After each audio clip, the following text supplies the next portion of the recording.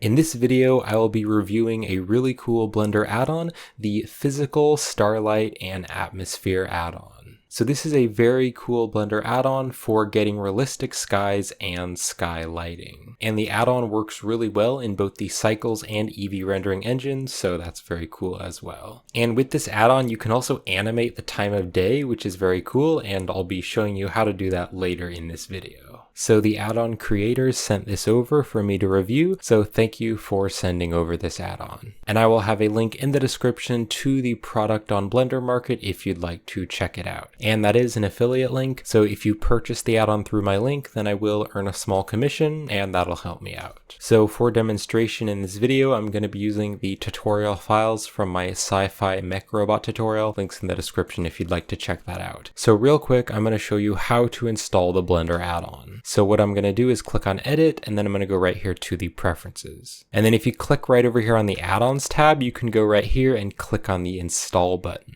And then you're just going to locate to where you've downloaded the add-on, and you're just going to click on this and then click on Install Add-on. And then you can just search for it here in the search, and you can just click on the little check mark to turn it on. So now that the add-on is enabled, there's two ways to turn it on. So when you press the N key to open up the side panel, you can click right here on Atmosphere, and then you can click on New to add a new world if you don't already have a new world, or you can also do it right over here in the world properties. So I'm just going to click on New to add a new world, and then you can just check mark the physical atmosphere. And there we have it. So check that out. Already it's looking very cool. It's very realistic. I really like all the glare that we have there, and the clouds look very nice, and we have some really nice lighting. So then right over here on the world properties, I can just go right here and I can just click and drag to close all the tabs, and then I can just open these up, and there's a bunch of different settings that I can play around with. Now when you turn on the add-on, it's going to give you this sunlight right here, and you can rotate the sunlight, and that is going to change the time of day. And now you can see the sun is up there, and so this is kind of in the middle of the day, or you could kind of rotate that over and make it evening,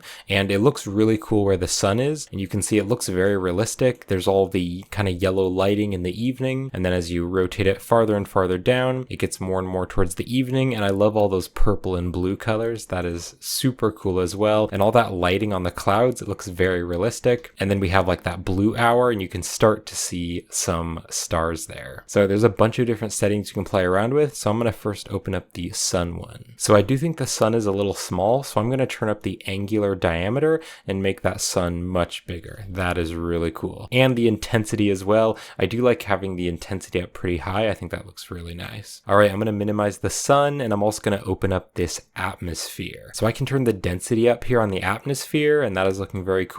It almost looks a little bit foggy or hazy. I can also turn the intensity up on the atmosphere, or I could even turn it down a little bit if I wanted to do that. All right, so I'm just going to minimize this one, and then I'm going to open up these stars, and I'm going to hit the R key to rotate that light, and I'm going to make it about nighttime, kind of in the blue hour. And then right here, I'm going to turn up the radiance intensity. So there we go. Now you can see all those stars, and that is looking super cool. And it's very realistic. I really like that there's some bigger stars and some smaller stars. But then if you wanted to animate this, you'd kind of bring this up, and then as it gets brighter, you're not really able to see the stars where it is daylight. I also want to play around with some of the cloud settings. Let's open this up. So I can change the scale of the clouds, so I can like bring them up higher if I want, or bring them down. Also play around with the thickness, so like kind of how dense the clouds are, so I could like make them very subtle. I do think it would be cool if there were a bit more settings to change the clouds, because sometimes there's rain clouds and the clouds are much darker. You can change the self-shadowing. That does make the clouds a bit darker, but also sometimes the sky is overcast,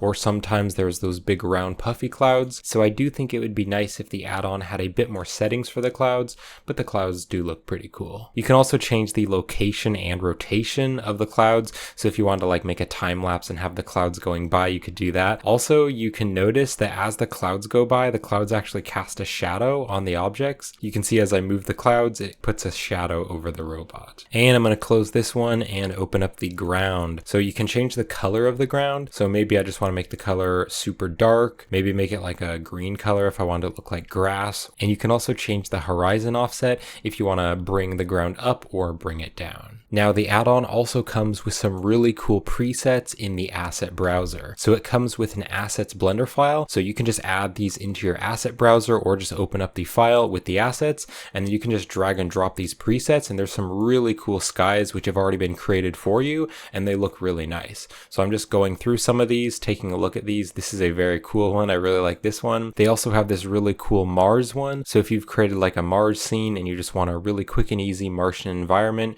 you could throw this into the world and it would give you some really cool Martian lighting. And also this retro wave one, so that's very cool as well. So I wanted to see how the different skies would look in some other Blender projects that I've already created. So here is my futuristic sci-fi looping animation tutorial. Links in the description if you'd like to check that out. So I've set up the add-on's sky presets in the asset browser. So I'm going to take the retro wave one and I'm just going to drop this in here. And there we go. So we now have a really cool retro wave sky. So in the tutorial, we created this futuristic retro wave stars background with this sun here, but I think this retro wave preset looks really cool and I actually like it a lot better. And then of course I can take the sunlight, click on the sunlight, and I can double tap the R key and that's going to rotate it around, and I can just kind of rotate it to the side right here. So I'm going to turn the clouds off, so I'm just going to click on none here. I don't really want the clouds. I also want to be able to see the stars a bit better, so I'll turn that up a bit. And then also on the sun here, I could play around with the temperature. And in the atmosphere settings, I can change the absorption, so I want to make this more blue looking, maybe even make this a bit darker, and there we go. So now we have a really cool background there for the looping animation, so that is very cool. And here's another example. So this is my Martian environment Blender course. Links in the description if you'd like to check out that course. And then I'm going to click and drag the Mars preset in, and let's take a look at that. And then I'm just going to select the sunlight and I can kind of rotate this over. I'm going to rotate it over to the side, and I'm going to change some of these settings here to make it look more orangey. I could also turn up these stars a bit so I can see the stars there. And I just gave that scene a final render, and I do really like how the lighting turned out. Here's another example, and this is from my sunset time-lapse animation tutorial.